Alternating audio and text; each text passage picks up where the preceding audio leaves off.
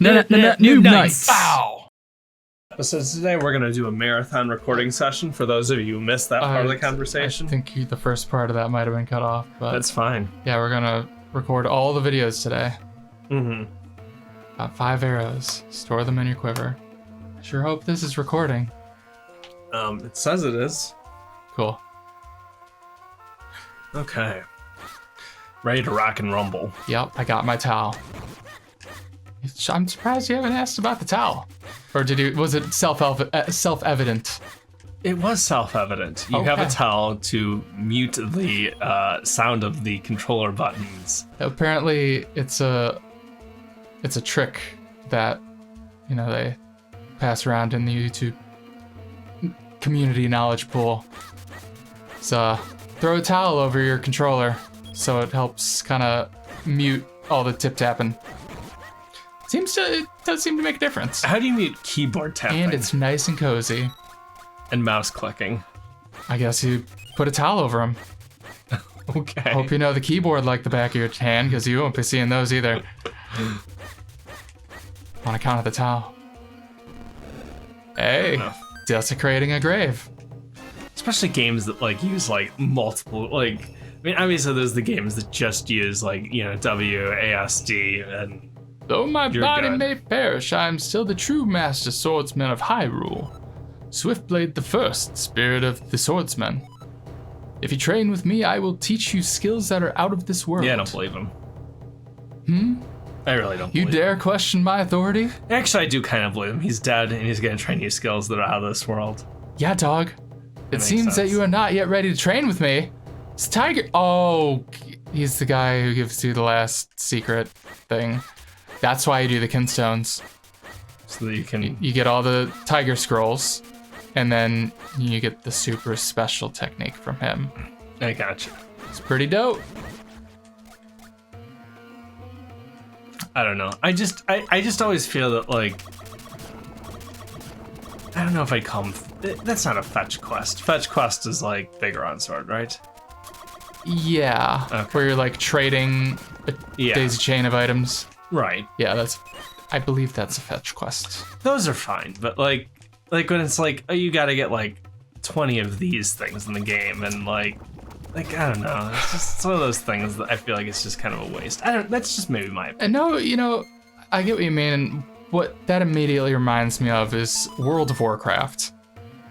Because you would get these quests, I believe it was World of Warcraft.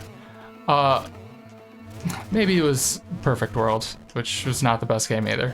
Anyway, basically, it's an RPG, you get a quest. It's hey, collect this many rough hides from the enemies in the area, right? Sure.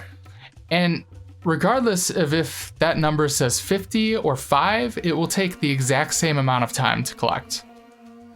Yeah, World of Warcraft definitely did that, but I think what's ironic, though, is that World of Warcraft was a game that sucked me in when I played it. I remember I'd play it for 8-10 hours a day and, get up and play it again for 8 to 10 hours. And not because I was particularly, I don't know, I think there's just a point maybe when I was a younger gamer that grinding didn't bother me.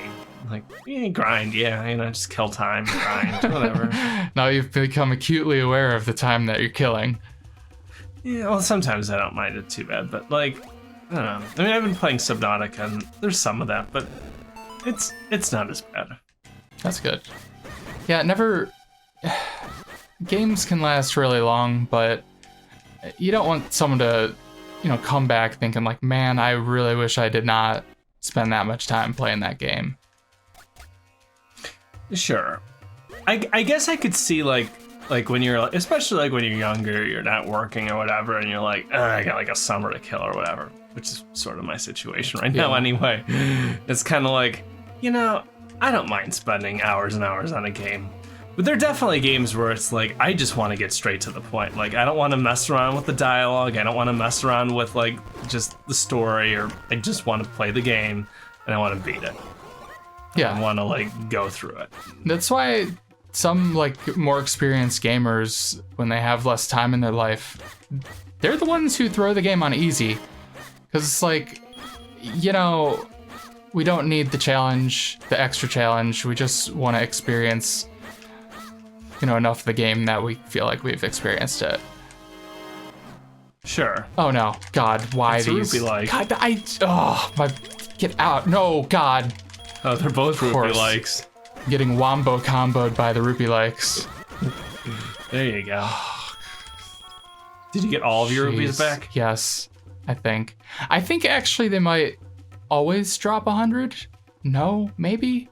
No. We'll have to find out. First time I can manage to not get sucked up by one of those. Because I feel like, I think I'm 3 for 3 on the Rupee-Likes. Isn't there like a distinguishing feature too? Like if you see the rupee on the ground? I think real rupees have like an animated sheen to them.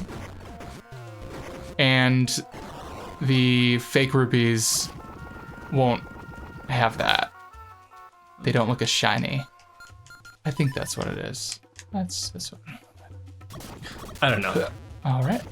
And don't get me wrong, like when it comes to, and I've said this before, I think 3D Zelda games I feel like are better for story because you feel immersed in the situation. You feel it's like a 3D environment. It feels very realistic.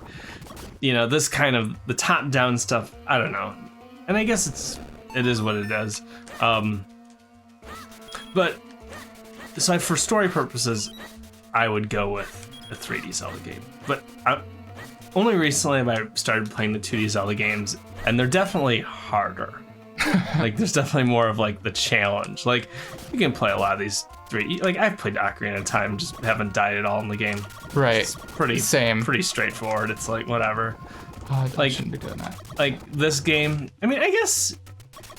You could beat this game without dying. I think what have you died like once or twice so far? Once, I think.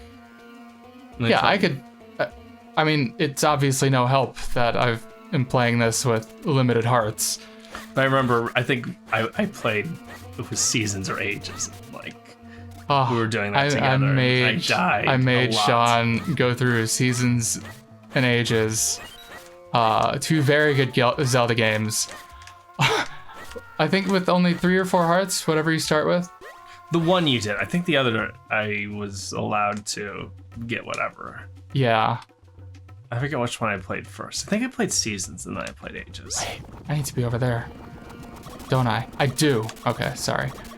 Like I remember like the final boss, like in one of them is really hard and it's like you just die and gotta do it again, die and you do it again. I guess the one thing that I am not a particular fan of when you die in a Zelda game is you just get 3 hearts and like you just have to go back and farm for hearts for a while. It's like you're making me have to stop and grind for some amount of hearts until at least I'm either going to be dumb enough to think, oh, I don't need to farm back all my hearts and then immediately die again. Or I'm going to have to slog through refilling every last one of my hearts because I know that if I don't, I'm definitely going to die again. Do you know where you're going right now? Sure. Let's go with sure. Okay. I'm trying to leave here. Remember you have a bow, so we got that. I have Kinstones, and I believe I need to fuse them in order to progress. So I need like a Minish village or something. I don't think the hurdy-gurdy man is the right person for this. But I need to figure out who the fuck I need to be. Wasn't there a little mushroom colony somewhere here? Like, logic would dictate that you don't need to leave this area. Right. Like, it doesn't make sense that you'd have to go back to the village to find somebody to do something. Exactly. Now, don't get me wrong, Nintendo might be like, well, we're not going to give you any hint or any indication. Remember that. Okay, Capcom. And I don't know if you've played the Mega Man games, but they are notoriously difficult. All of the early ones. I was playing I think it was Mega Man 0 on the 3DS or something, maybe my Switch. I don't remember, but god damn, was it hard. Mega Man was a game that I don't think I really ever got into. It's pretty intense. Pretty intense. I mean, it kind of sounds dumb to say for a game. Are you just farming rupees? Yeah, I guess, man. I'm Come on. so unbelievably... Once we cross... Okay, easy to find, you say. Good. Look at your map. That's what he's telling me. I've been to the grave. I swear, was there not another Minish village somewhere in here? What is that up there? Have I been up there? I think so. In that upper right cave? Okay, maybe not the upper right I don't cave. think I've been in the cave. All right, so I need to go all the way around. Oh, God. Jesus. And this is exactly the thing I don't like about 2D Zelda games. This situation here, where you've definitely uncovered, like, you've been to every place at least twice, and you still don't know what you're doing. Yeah. A well-designed game ideally would not leave you going this long without being like, hey, here's so I can't go there. Nope. Like, look at your map again. Whoops. Remember I told you I like maps. Set. I don't much relish in the thought of mud. He's just telling me about. Okay, it looks like the thing. Go back to the previous page. Okay. Notice how it's like down. So I would Is suggest there another maybe screen south. to the south? There is, but I need to do something. Oh, I think those statues down there you can fuse Kinstones with. Just super intuitive. My God. Okay, I need to get back down there. Thankfully, I've rolled all these boulders, so I think I should more or less have access to every... Oh no, I need to fucking fly there. There you go. All right. Here we go. Sometimes I just like to mindlessly play a game without having to think. Yeah, you would think. So we're down here. I know, and really, I don't mean to rip this game apart. I really don't mean to rip it apart at all. If you were a producer of this game at Capcom, I just want to let you know that I think you're a pretty cool guy. I fucking knew it. It wants a I'm supposed to... Oh, God. There It's it is. not terribly intuitive. Like, let me guess, they're all Gold Kinstones for yes, these ones. the gold ones are specifically for this area. But here's the problem. Like, if you're standing here, like, you're like, all right, must just be decoration. Like, you gotta be right up on them. And facing them. Oh my God. It's a little annoying. There you go. One more. That ought to do it. So you're at 13 minutes of recording number 2. We'll get to the dungeon. I assume there's a dungeon. Wild ruins. windy ruins. Was it wind runes or wild runes? It was wind. But hey, we got a little bomby spot. See, now the music's getting real. Yes.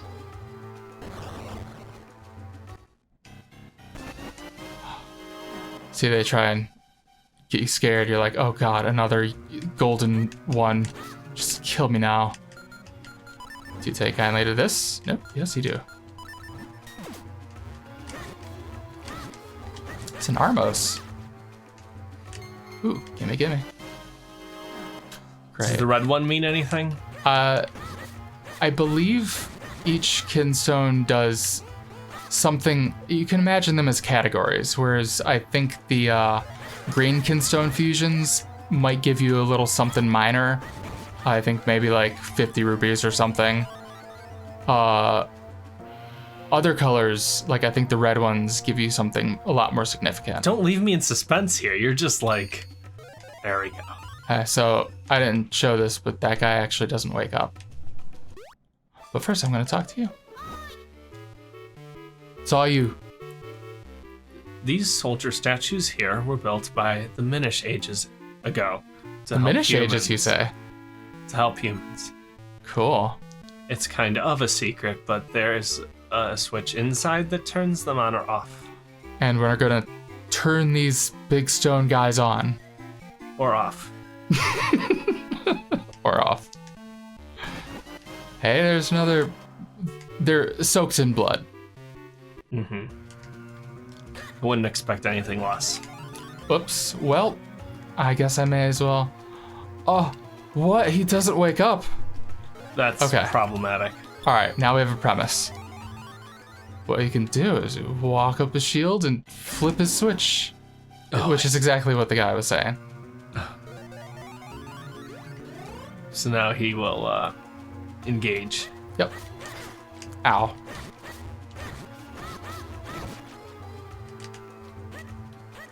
So they actually did give you a hint. Yeah, it's kind of the See, answer. Capcom developers, you got one thing right. Cool. I mean, you must have gotten a few things right, because had this game been so poorly designed, Brad probably wouldn't have wanted to play it. Unless maybe it's Big Rigs Over the Road Racing, then maybe we'd still want to play it. I don't think Capcom did Big Rigs Over the Road Racing. I don't think they did either. For those of you who don't know, Big Rigs Over the Road Racing. Oh, we were talking about it. It's as a reminder to those of you who might have not have seen the previous video in which we mentioned this, which Brad is actually going to search through and place it right on the screen right here, because I'm going to make him do so much extra work. He's going to hate me for it. But, you know, or not. He doesn't have to if he doesn't want to. You can actually just cut out this part of the conversation if he wants. Yeah, we could just fake bleep, you know, technical difficulties. No one will be any the wiser. Yeah, exactly. I mean, they'll just think that I speak like a sailor. It's not a big deal. Yeah. I totally understand. But it's basically Big Rigs Over the Road Racing is a game that's so bad it's good. No. No. It's just bad. It's just bad. It's an anomaly. It's an underdeveloped, an obviously pre-alpha, like maybe some guy worked on it for 12 hours and was like, hey, I got someone who'll somehow managed to allow me to put this on actual store shelves. Right, and this is back in the day before Steam. Like nowadays, you got Steam, you know, so that's where you can get all your whatever pre-alpha games. Who cares? Whatever. It's fine. People won't buy it. Somehow they convinced somebody to actually publish and produce the game and put it on. You know, you bring up something interesting. And a lot of people might not appreciate now. Oh God. Really, just how weird it was, because with Steam, anyone can put out their pre-alpha game. There's not a whole lot of vetting. When it comes to selling games at like GameStop, there's a bit more vetting. This is a PC game too, so this is like probably even like Best Buy or what, I don't know. Where do you buy PC games? Yeah, I probably would. I wonder where it would have been. Yeah, but it might have been Best Buy. Are you gonna? You have to turn them off. Oh, that's right. That makes sense. I didn't even know, but I just knew that had to be it. God damn. See, I told you it wasn't just about turning these guys on; it was turning them off as yes, well. That's true. An essential part of the game. It was told to me. I mean, that guy was hauling. I mean, there was no way to catch up to him. Capcom made it very clear that you were not going to get past this guy. I bet if he was any slower, you had a lot of players trying to Pegasus boot, ahead of him. You probably still have players trying to Pegasus boot ahead of him regardless, but I don't know what to do about these guys. Like, I don't know how to pick their rock up without taking damage. You could just ignore them, I guess. Or that. Oh, that works. No, I couldn't ignore them. See? I'm being thorough. I mean, I feel like a game should be designed that, like, you should be able to play this game without ever taking damage. Yes. I mean, you inevitably probably will, but if you're skilled enough. I mean, obviously there's exceptions, in Metroid where, Super Metroid, the final one where he sucks all your energy out, and Right. Although actually speedrunners know how to avoid that. Anyway, we finally made it to the dungeon. We'll see you in the next one. Catch you on the flip side. Goodbye.